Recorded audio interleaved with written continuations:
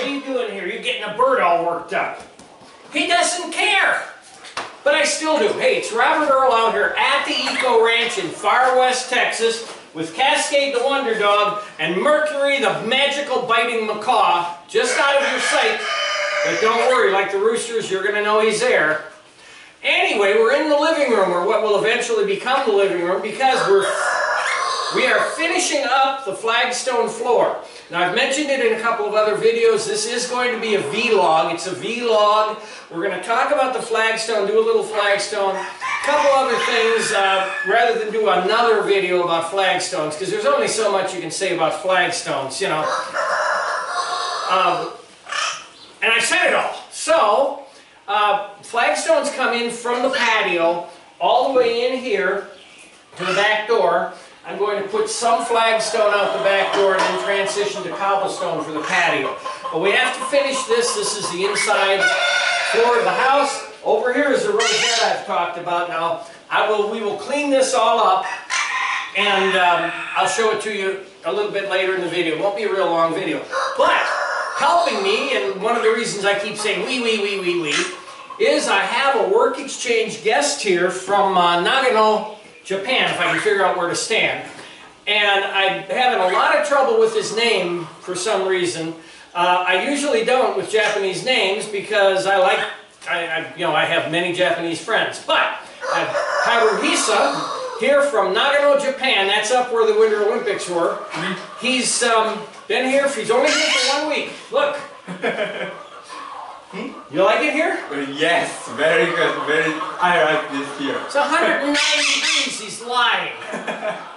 Not too hot? It's a little too hot. Are you learning anything? Sustainable living. You're learning a lot about that? How about my food? Is my cooking okay or no good? Very good.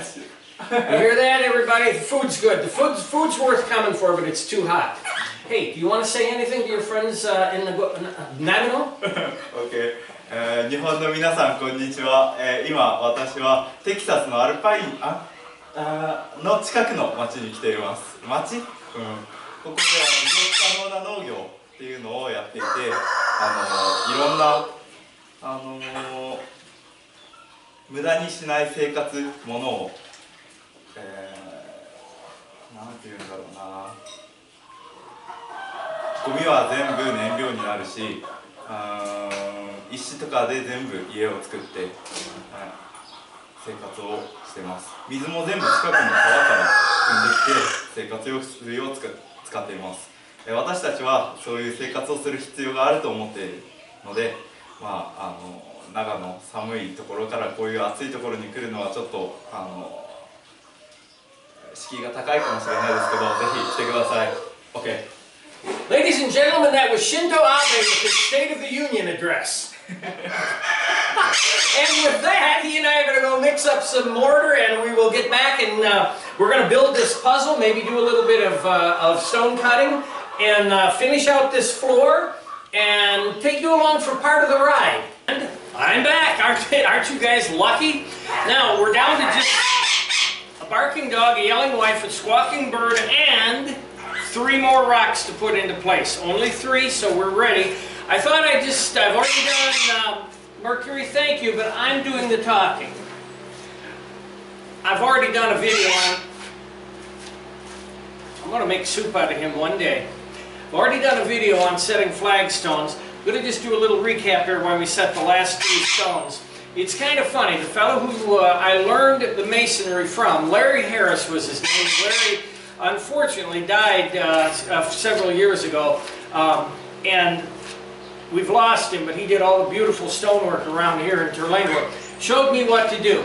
Now, I like to think I'm a pretty smart guy, but Larry was telling me how to do flagstones. He says, shove it in, shove it in, shove it in. I'm going, wait, what do I do? Well, what he was forgetting, because he figured I was smart enough to understand, put the mortar in and shove it in the mortar.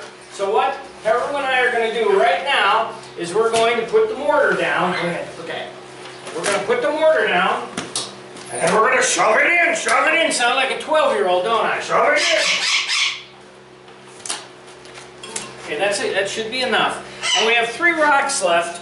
And I picked one, it's not a flagstone rock, I picked a round rock. I like to put it in, I always call it, and I've said it in other videos, a whimsical rock, just for the hell of it.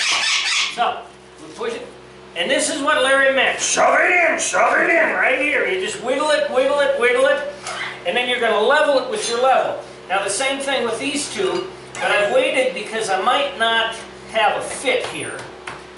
You never know until you get your last one, and here's the last one. The last one is on the floor. I've been 4 years on and off doing this floor. Now Haru's he's gonna measure with the level. Okay.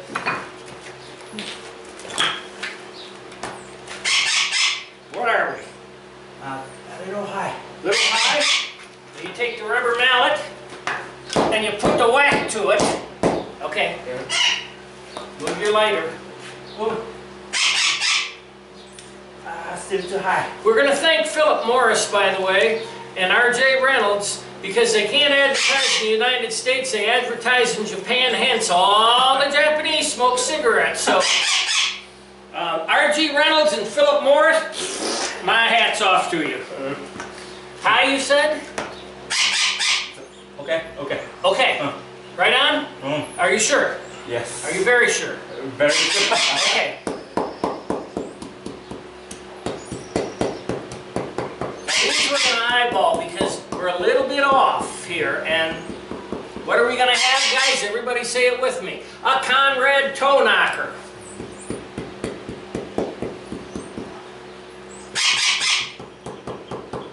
So what I'm doing is I'm not leveling these as much as I'm eyeballing to avoid the Conrad toe knocker.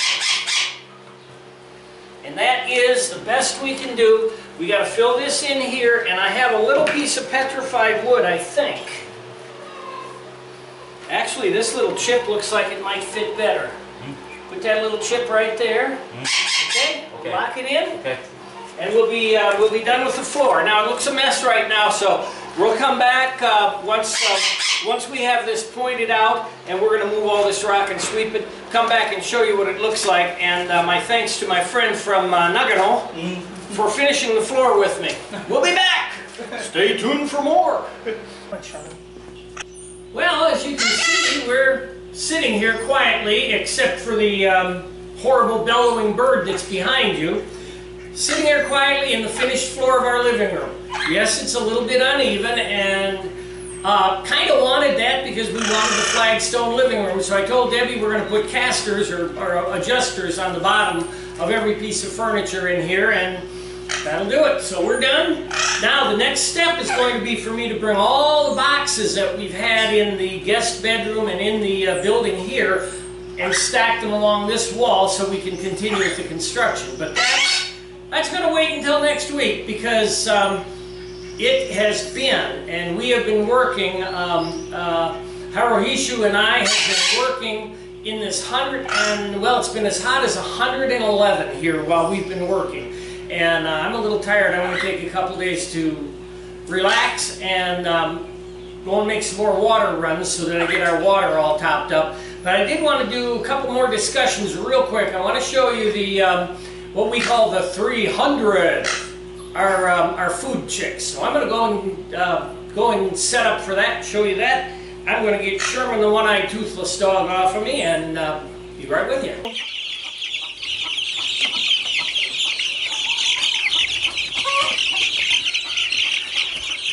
Alright, so I'm going to sit here behind the camera and let you guys just take in the 300 here. That little chirping you just heard was the boys acting like boys. They're roosters. Most of them, I'd say 95% of these guys are roosters, and they're starting to spar and do everything a little adolescent any animal does. I wanted to show you, these are the 300 chicks that I put on Facebook, and I think I did a little bit of a video on them, just a couple seconds of them. They're 3 weeks old. Virtually the entire microgreen area set up sprouting millet to feed these guys. So where their feed that I'm giving them is acceptable to my mix, it's 22% protein, and then with the addition of the greens that they're getting, and they're getting 2 big trays a day My guesstimate is that they're up around 24 to 25%, right in the range where I'd like to be. Here's my 300 being raised up.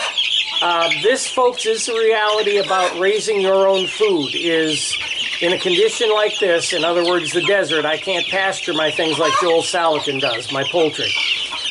So pasture-raised poultry is going to be a better idea. But here's where we are. There's the 300. And I want to move on to one more thing, and then we'll end this vlog. Well, as the temperatures cranked up, and Haruhishu's visit kind of wound down yesterday, instead of working hard all day on masonry and moving dirt, I mean, hey, 111, I don't like to work past 105, but instead of working hard, what he and I did was we took all the vining plants, the tomatoes, the squashes, the melons, and tied them all up so that they can go up. You know, in a space like this, when you've got hungry chickens and ducks trying to get in here, the only way I can go is either make it bigger, which I don't want to spend the money to make a temporary greenhouse bigger, or go up. So we're going up, and that's where we are. This desert can feed you. Almost anywhere on the planet can feed you. I think Antarctica, I could probably even find a way to make Antarctica feed us. But the thing is, we're trying to do it sustainably and with as low a carbon footprint as we can, because we don't know what man-made climate disruption is going to bring. So we're creating out here, and we're going to be developing out here the Eco Ranch Sustainable Living Educational Center for people to drop by. And I don't care if you're a work exchange person or if you're somebody that just wants to drop by for a few hours. Like I had a fellow, Frank, from Midland. Hi, Frank. Frank came by here and spent a day with us, and he left with his head spinning full of new ideas. So that's the direction we want to go. Right now, the 300 behind you now, right now the 300 are taking every penny I've got. So guys, if you ever wanted to help me out with a little donation for Portland, now would be the time, because I'm not going to be able to buy Portland until August thanks to those chomping monsters in there and everything they're eating. So a little donation wouldn't hurt. A little bit of help if you're on vacation, you want to come by and spend a day or camp at the point here for a couple of days and help me out, happy to have that. Please come and visit, try to spend a little time here and get an idea of what sustainable living can be and some of the things that you could take right back, even if you're living in an apartment in Chicago, something you could take back to lower your carbon footprint.